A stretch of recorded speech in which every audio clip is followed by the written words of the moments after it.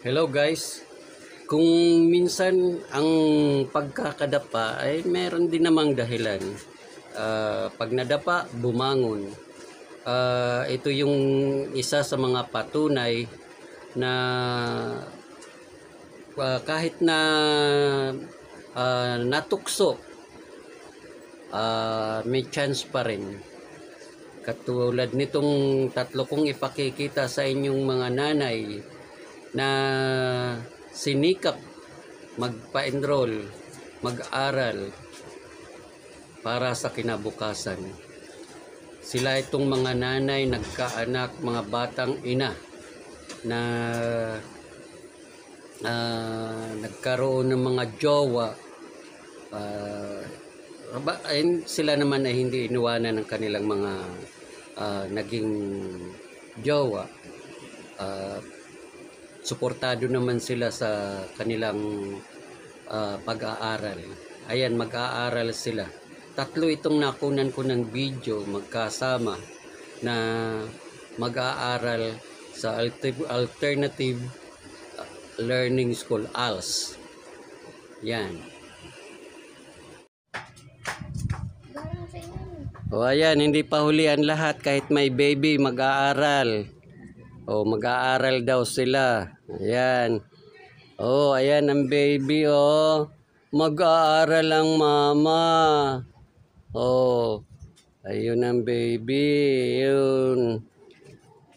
Ayan pa oh. Mag-aaral daw sila sa hindi pa hulihan lahat. Oh, 'di ba? Kahit may baby na, aral pa rin para sa kinabukasan. Ayan. Mag-aaral din ang nanay kahit na may baby na. Hindi huli ang lahat. Oh. Oh. Para sa poging anak. Mag-aaral ang nanay.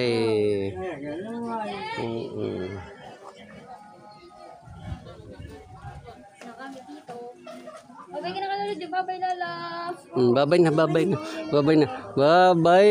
Babay na. Nakakapit.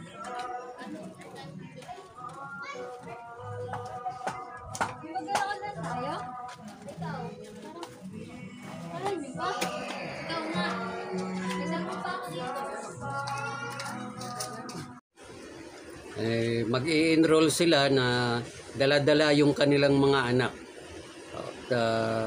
Kasi nga ang kanilang mga asawa or mga katipan, asawa na, ay pumasok naman sa trabaho. Kaya walang maiwan doon sa mga anak. Kaya tangay-tangay nila ang anak papunta sa eskwelahan upang makapag-enroll.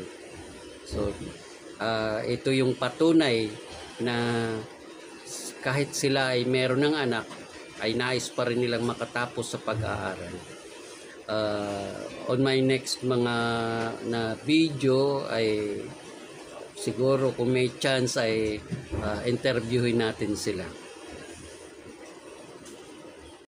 So that's it for now, and please subscribe my channel kung hindi ka pa nakapag-subscribe, at click mo na rin yung bell icon para updated ka sa susunod kong mga uploads. Maraming salamat. See you on my next upload. God bless.